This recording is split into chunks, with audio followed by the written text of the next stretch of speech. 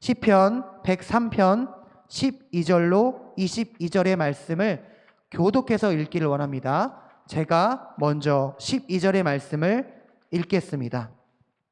동이 서에서 먼 것 같이 우리의 죄가를 우리에게서 멀리 옮기셨으며 아버지가 자식을 긍휼히 여김같이 여호와께서는 자기를 경외하는 자를 긍휼히 여기시나니 이는 그가 우리의 체질을 아시며 우리가 단지 먼지뿐임을 기억하심이로다. 인생은 그날이 풀과 같으며 그 영화가 들의 꽃과 같도다. 그것은 바람이 지나가면 없어지나니 그 있던 자리도 다시 알지 못하거니와 여호와의 인자하심은 자기를 경외하는 자에게 영원부터 영원까지 이르며 그의 의는 자손의 자손에게 이르리니 곧 그의 언약을 지키고 그의 법도를 기억하여 행하는 자에게로다.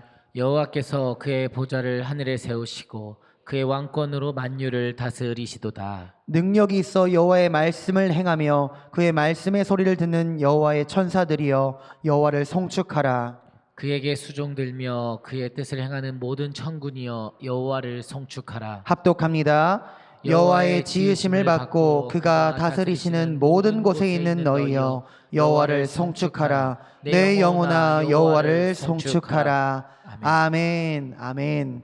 바쁜 일상 속에서도 말씀 앞에 앉기로 선택하셔서 금요 구역 예배 성경 공부 자리에 오신 구역장님들과 또 구역 식구들 모두 환영하고 축복합니다. 우리 앞뒤 좌우에 계신 반가운 얼굴들을 바라보시면서 축복의 인사 또 사랑의 인사를 나누기를 원합니다. 사랑합니다. 축복합니다. 참 잘 오셨습니다. 사랑합니다. 축복합니다. 참 잘 오셨습니다. 아멘. 아멘. 오늘 성경 공부 제목이 무엇입니까? 앞에 나와 있죠. 제목에도 나와 있고 또 주보에도 나와 있는데 우리 한 목소리로 읽도록 하겠습니다. 시작. 긍휼과 사랑이 풍성하신 주님입니다. 그런데 우리 정말 우리 주님 긍휼과 사랑이 풍성하신 주님이실까요?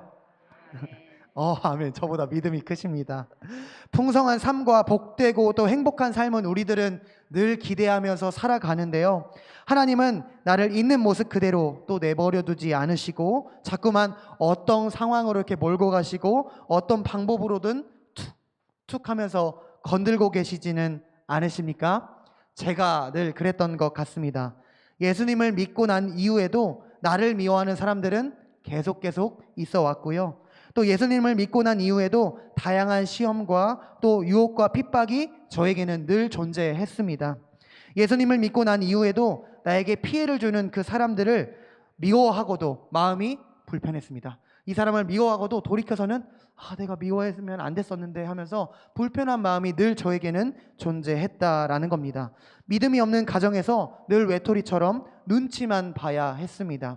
어쩌면 우리는 이렇게 생각할 수가 있습니다. 하나님이 정말 긍휼과 사랑이 풍성하시다면 왜 나를 이렇게 힘든 자리로 나를 이끌어 가실까? 우리가 함께 읽은 본문 시편 103편을 통해서 우리 그 답을 한번 찾고자 하는데요. 삶의 여러 굴곡 속에서도 시편의 기자는 하나님을 긍휼과 사랑이 풍성하신 분, 저는 고백하지 못했지만 여러분이 그렇게 고백하셨던 것처럼 하나님은 긍휼과 사랑이 풍성하신 분이다라고 선포하면서 그 하나님을 찬양하는 자리로, 예배하는 자리로 우리를 초대하고 있습니다. 우리 구역예배 성경공부 교재 배경 이해하기를 함께 읽어보도록 하겠습니다. 함께 읽겠습니다. 시작. 시편 103편에서 주목할 단어는 긍휼과 인자입니다. 긍휼은 연약한 자를 깊이 불쌍히 여기는 마음을 뜻합니다. 이는 아버지가 자식을 향해 품는 마음, 어머니가 젖먹이를 향해 가지는 사랑처럼 본능적이고 따뜻한 사랑을 나타냅니다. 인자는 하나님과의 언약에 기초한 신실한 사랑을 의미합니다. 단순한 감정을 넘어 실제적인 도움과 행동으로 나타나는 변함없는 사랑입니다. 시편 기자는 이러한 하나님의 긍휼과 인자가 풍성하심을 기억하며 그 은혜에 감사와 찬양으로 응답합니다. 하나님은 연약한 인생을 끝까지 품으시고 신실하게 사랑하시는 분이십니다. 아멘. 저와 여러분을 향한 하나님의 사랑이 단순한 감정을 넘어서 실제적인 도움과 행동으로 나타나는 변함없는 사랑이라고 하는데 왜 우리의 삶에는 여전히 고통과 어려움이 존재하는 것일까요? 우리 주님 긍휼과 사랑이 가득하시고 그 자체이신데 왜 저와 여러분의 그 삶에는 여전히 고통과 또 아픔이 존재하고 있는 것일까? 우리 잠깐 신약으로 한번 넘어와 볼까요? 예수님께서 4가지 밭의 비유를 말씀하신 적이 있습니다. 다들 기억하시죠? 길가, 돌짝밭, 가시덤불밭, 또 좋은 밭. 30배, 60배, 100배의 결실을 맺는 좋은 밭입니다. 풍성한 열매를 맺는 땅과 또 그렇지 못한 땅을 이렇게 예수님께서 말씀하고 계시는데 그 풍성한 열매를 맺는 땅, 좋지 못한 열매를 맺는 땅의 그 유일한 차이가 바로 있는 모습 그대로 둔 땅과 또 있는 모습 그대로 두지 않는 땅이라는 사실입니다.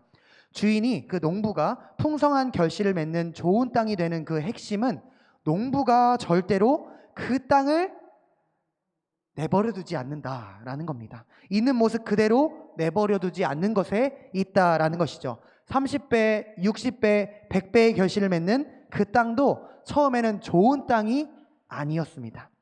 창세기 3장 17절로 19절의 말씀 제가 봉독해 드리겠습니다. 눈으로 따라와 주시면 감사하겠습니다. 아담에게 이르시되 내가 내 아내의 말을 듣고 내가 내게 먹지 말라 한 나무의 열매를 먹었은즉 땅은 너로 말미암아 저주를 받고 너는 평생에 수고하여야 그 소산을 먹으리라. 땅이 내게 가시덤불과 엉겅퀴를 낼 것이라. 내가 먹을 것은 밭의 채소인즉 내가 흙으로 돌아갈 때까지 얼굴에 땀을 흘려야 먹을 것을 먹으리니 내가 그것에서 취함을 입었음이라. 너는 흙이니 흙으로 돌아갈 것이니라 하시니라. 아멘. 땅이 무엇을 낸다고요? 계속해서 가시덤불과 엉겅퀴를 낸다. 가만히 놔두면 그렇게 안 좋은 땅, 열매를 맺지 못하는 그 땅이 될 것이다 라는 것입니다. 30배, 60배, 100배의 결실을 맺는 좋은 땅이 되게 하기 위해서는 길도 또 돌도 거두어내고 길도 갈아야 하고 가시덤불도 우리가 계속 거두어 내어야 한다는 것이죠. 물도 부어서 딱딱함도 없애고 관리를 해서 그 땅이 절대로 가만히 내버려 두면 안 되는 땅이 되게 한다라는 것입니다. 여러분, 제가 신학대학원에 다닐 때 용돈벌이로 시설을 관리하는 근로장학생을 했었습니다. 그러니까 시설을 관리하는 일을 하면 용돈으로 돈을 주는 거예요. 그래서 제가 시설 관리 근로장학생을 할 때는 학교에 비품을 옮기거나 또 잡초를 뽑거나 깎은 잔디들을 옮기거나 수조를 청소하는 등의 주로 몸을 쓰는 일들을 했었습니다. 근데 가장 힘든 작업이 어떤 작업인 줄 아세요? 그것은 바로 가시나무를 없애는 작업이었습니다. 기숙사, 제가 살았던 그 기숙사 뒤쪽 언덕에 보면은 가시덤불로 가득했어요. 장미도 있고 뭐 가시오가피 이런 것도 있고 엄청나게 많은 가시나무로 가득했는데요. 며칠에 걸쳐서 그 가시나무를 베어내고 또 잘라내고 뿌리채 파내야 했습니다. 작업을 하다 보면 당연히 장갑을 꼈지만 손에 어떻게 상처가 나기도 하고 군복을 입었지만 또 여기 몸에 다리에 상처가 나기도 했었습니다. 또 언덕에 있어가지고 언덕에서 작업을 했어가지고 중심을 잡기도 힘들었습니다. 그래서 학교에 갈 때마다 제가 이제 신학대학원 졸업하고서 이제 학교를 또 갈 거 아니에요? 갈 때마다 아, 내가 이 학교를 예쁘게 가꾸었었지, 또 저 잔디를 내가 이쁘게 심었었지, 이렇게 생각하기도 했습니다. 왜냐하면 이곳에 있는 잔디를 파내서 저곳에 옮겨 심으라고 하기도 했었거든요. 근데 한편으로는 우리 주님도 나를 목사로 만들어가기 위해서 쟁기로 긁어내기도 하시고 돌들과 가시를 다 가져가시고 숨도 못 쉬도록 물을 부어 대셨구나 라고 생각하기도 했었습니다. 우리 주님도 가시와 싸워가면서 이곳 저곳 손에 또 발에 상처가 나셨겠구나 라고 묵상하기도 했습니다. 그래서 학교를 가면서 이곳저곳 걷다 보면은 혼자서 은혜 받기도 했습니다. 그렇습니다. 땅에 생명이 피어나기 위해서는 땅을 가만히 두어서는 안 되었던 거였습니다. 사랑하는 구역장님들과 또 구역 식구분들, 하나님은 우리를 있는 모습 그대로 사랑하십니다. 그러나 우리를 절대로 있는 모습 그대로 두시지는 않으십니다. 우리 말씀 나누기 1번을 다 함께 읽기를 원하는데요. 말씀 나누기 1번 다 함께 읽겠습니다. 시작. 아버지가 자식을 불쌍히 여기듯 하나님이 우리를 긍휼히 여기시는 이유는 무엇인가요? 이어서 시편 103편 13절로 16절 말씀을 교독하고 답도 달아보도록 하겠습니다. 제가 먼저 13절의 말씀 봉독하겠습니다. 아버지가 자식을 긍휼히 여긴같이 여호와께서는 자기를 경외하는 자를 긍휼히 여기시니라니. 이는 그가 우리의 체질을 아시며 우리가 단지 먼지뿐임을 기억하심이로다. 인생은 그날이 풀과 같으며 그 영화가 들의 꽃과 같도다. 그것은 바람이 지나가면 없어지나니 그 있던 자리도 다시 알지 못하거니와. 아멘, 아멘. 하나님이 우리를 긍휼히 여기시는 이유는 하나님이 저와 여러분을 기억하시기 때문입니다. 아멘. 주님을 의지할 수밖에 없는 연약한 저와 여러분, 우리의 체질, 우리의 덧없음을 우리 주님은 알고 계십니다. 바람에 이리저리 흔들리는 풀처럼 여러 상황과 환경에 흔들리는 저와 여러분의 약함을 우리 주님은 알고 계십니다. 그리고 우리를 여전히 불쌍히 여겨주고 계십니다. 먼지와 같은, 또 흙덩이와 같은 우리의 마음의 밭을, 내 삶의 마음의 밭을 우리 주님이 건드려 주시지는 않고는 어떤 풍성함도, 또 어떤 능력도, 어떤 열매도 없다라는 것입니다. 크고 작은 고난이 있지만 아픈 만큼 또 우리는 깊어질 것이고, 깊어진 만큼 풍성이 맺는 주님의 농장이 될 것입니다. 30배, 60배, 100배의 결실을 맺는 주님의 농장이 될 줄로 믿습니다. 여러분, 기린에 관한 이야기가 있습니다. 동물 기린 다들 알고 계시죠? 새끼 기린은 태어나면서부터 큰 일격을 당하게 되는데요. 키가 하늘과 같이 높은 큰 엄마 기린이 선체로 새끼 기린을 낳기 때문에 새끼 기린은 수직으로 곧장 바닥에 떨어져서 온 몸이 땅바닥에 내동댕이 쳐지는 것입니다. 그 충격으로 새끼 기린은 잠시 이게 뭐지? 하면서 멍해져 있다가 간신히 정신을 차리는데, 그 순간에 이번에는 엄마 기린이 뒷발질로 새끼 기린을 팍 하고 차버리는 겁니다. 새끼 기린은 이해할 수 있을까요? 없을까요? 이해할 수가 없습니다. 이제 막 세상에 태어났고 이미 땅바닥에 내동댕이 쳐져서 부딪혔는데 또 세게 걷어 차이다니요. 아픔을 견디면서 다시 정신을 차리는 찰나에 엄마 기린이 이번에 또 새끼 기린을 힘껏 또 찹니다. 엄마 기린 왜 그러는 걸까요? 새끼 기린은 처음보다 더 아프게 기린 어떻게 울죠? 기린 하면서 울까요? 네. 이렇게 더 아프게 비명을 지르면서 고꾸라집니다. 이 상황을 이해할 수도 없어서 머리를 이리저리 흔들어 이게 뭐지 하면서 머리를 흔들어대기도 합니다. 지금까지 몇 번 차였죠? 2번 차였어요. 그리고 바닥에 내동댕이 쳐졌습니다. 그러나 이대로 가만히 있다가는 계속 걷어 차인다는 것을 배우고서 깨닫고서는 가늘고 긴 다리를 이렇게 비틀비틀거리면서 갸우뚱 하면서 일어나기 시작합니다. 그때 바로 또 엄마 기린이 뒷발질로 팍 하고 새끼 기린을 또 엉덩이를 차대기 시작합니다. 충격으로 다시금 또 자빠졌다가 벌떡 일어난 그 새끼 기린은 이번에는 달리기 시작합니다. 그렇지 않으면 계속 엄마 기린한테 뭘 당하기 때문이에요? 발길질을 당할 것이기 때문입니다. 그제야 엄마 기린이 달려와서 아기 새끼 기린을 어루와 만져주면서 핥아주기 시작합니다. 소름이 돋는데요.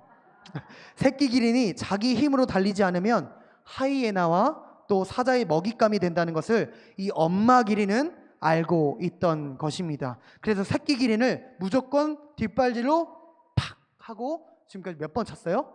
5번이나 걷어 찬 것입니다. 일어나서 스스로 걷는 법을, 달리는 법을 배우도록 엄마 기린은 새끼 기린을 걷어 찼던 것입니다. 사랑하는 여러분, 여러분은 인생이라는 엄마 기린에게 얼마나 많이 걷어 차였습니까? 5번, 6번, 10번, 100번도 넘게 차였을 줄로 믿습니다. 그러나 걷어 차이고도 또 걷어 차이고도 저와 여러분은 새끼 기린과 같이 또다시 일어설 힘이 있습니다. 또다시 일어설 힘이 있습니다. 소설가 카미는 눈물 나도록 살라, 눈물 나도록 인생을 살라고 말했습니다. 때론 우리 주님은 엄마 기린과 같이 우리를 세게 또 걷어찰 것입니다. 그리고 우리는 고꾸라질 것입니다. 그때마다 우리는 다시 비틀거리면서 일어나야만 하고 또 일어나야만 합니다. 그것이 저와 여러분, 하이에나와 우는 사자와 같이 우리를 노리는 사단 마귀로부터 넉넉히 벗어날 수 있는 길일 줄로 믿습니다. 믿습니다. 혹시 여러분 지금 넘어져 계십니까? 연약한 존재라고 여러분 느끼고 계십니까? 우리 적용과 나눔도 함께 읽기를 원하는데요.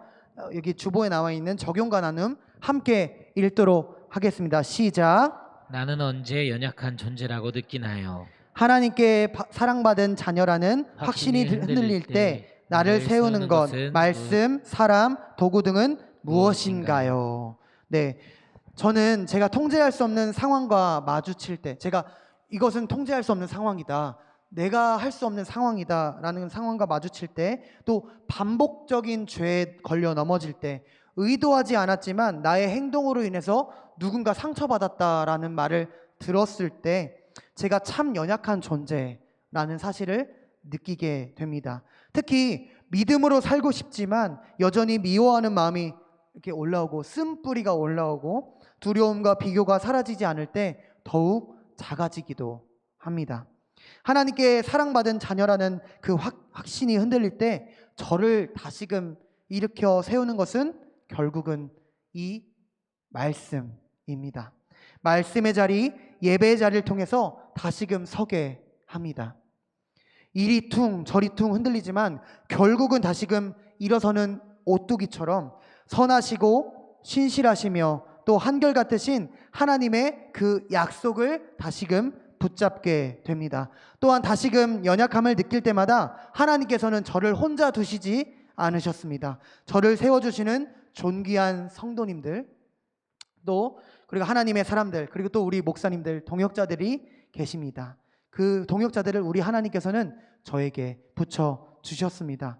때로는 제가 무너져 있을 때 건네주시는 그 한마디의 위로를 통해 때로는 말없이 함께 있어주는 그 존재만으로도, 구역 식구들이 그러겠죠, 그 존재만으로도 하나님이 여전히 나를 붙들고 계시다는 것을 경험하게 됩니다.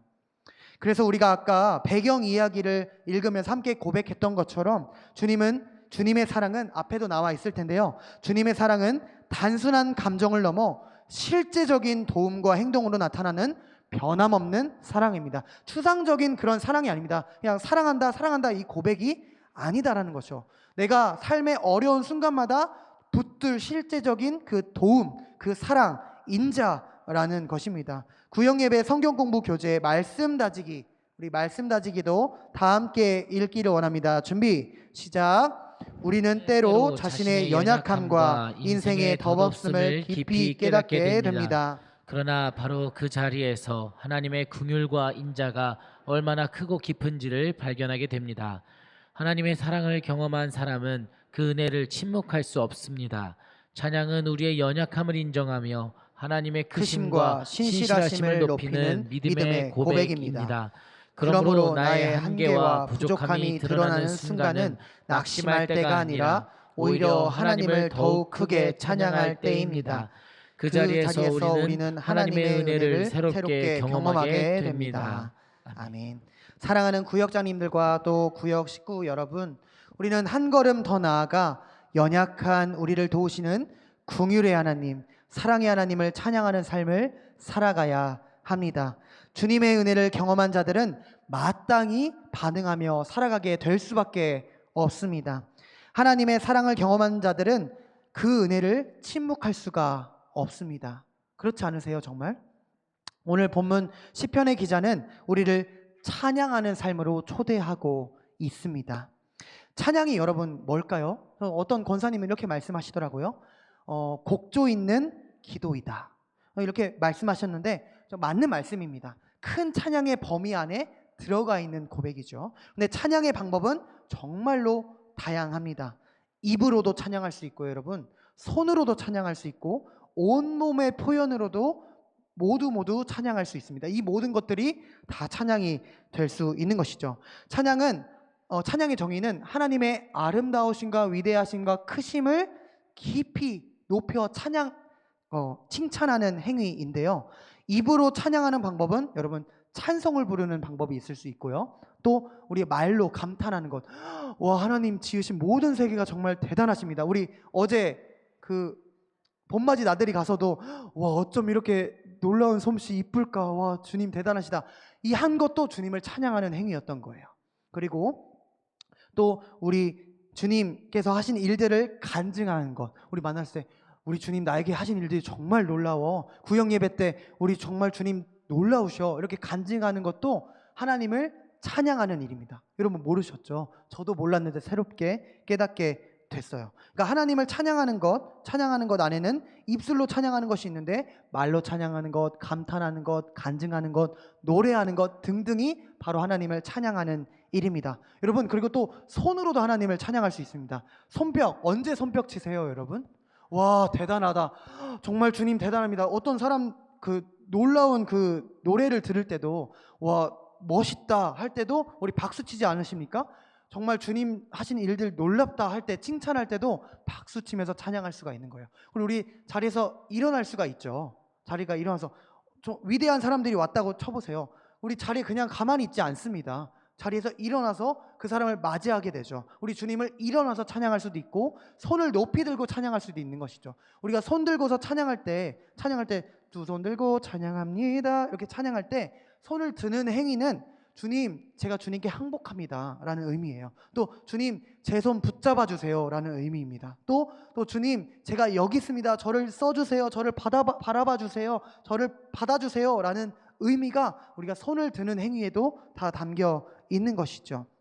몸으로 찬양하는 방법에서 무릎 꿇는 것도 찬양이 될 수가 있습니다. 우리 무릎 꿇고 주님께 기도하고 찬양하지 않습니까? 주님께 항복합니다. 주님 앞에 낮아지겠습니다. 이런 신앙 고백이 담겨 있는 것이죠. 그리고 마지막으로 여러분 주일 예배 때 목사님들이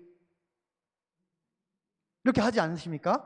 일어나세요, 앉으세요 이 사인인데 우리가 일어나는 행위도 주님을 높이는 행위, 주님을 찬양하는 행위가 될 수 있다라는 것이죠. 하나님을 향한 존경과 즉각적인 반응이라는 의미가 그 행위에 담겨 있다라는 것입니다. 이 모든 것들이 찬양이 될 수가 있는 것이에요.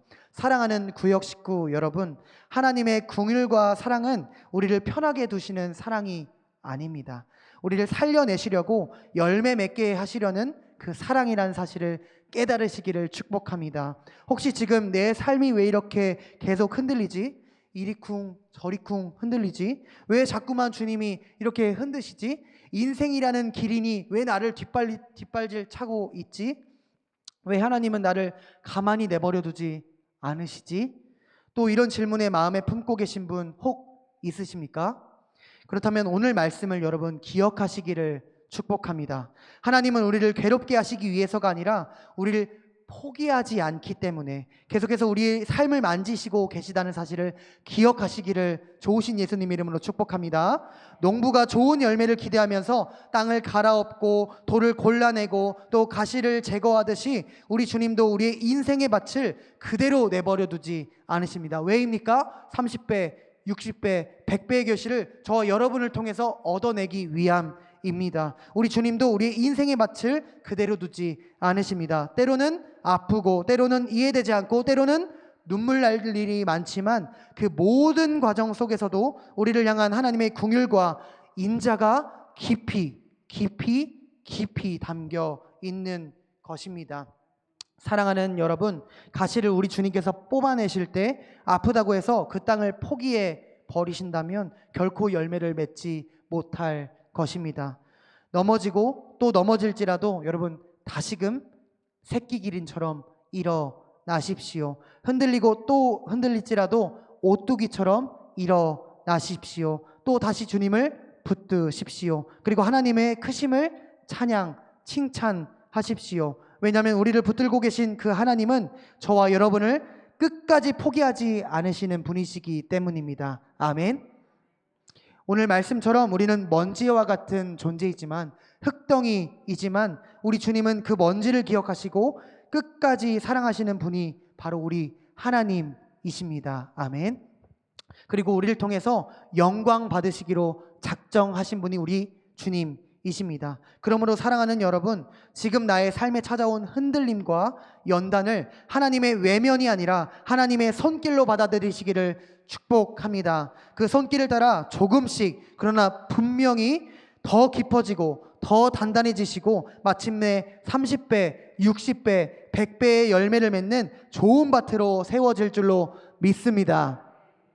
그리고 그 은혜에 대한 당연한 반응으로 우리는 찬양의 삶을 살아가게 될 줄로 믿습니다. 이 시간 이후로도 우리의 삶 속에서 역사하시는 하나님의 긍휼 그리고 사랑을 신뢰하면서 말씀을 붙드시고 공동체 안에서 함께 걸어가는 우리 모든 구역장님들과 구역 식구들 다 되시기를 주님의 이름으로 축복합니다. 축복합니다. 아멘. 우리 구역예배 성경 공부 교재 말씀으로 기도하기는 다 함께 읽도록 하겠습니다. 시작. 거품처럼 사라질 세상의 것을 의지했던 제 어리석음을 회개합니다. 먼지뿐인 인생을 사랑으로 품어주시는 하나님의 긍휼하심과 인자하심을 찬양하게 하소서. 아멘.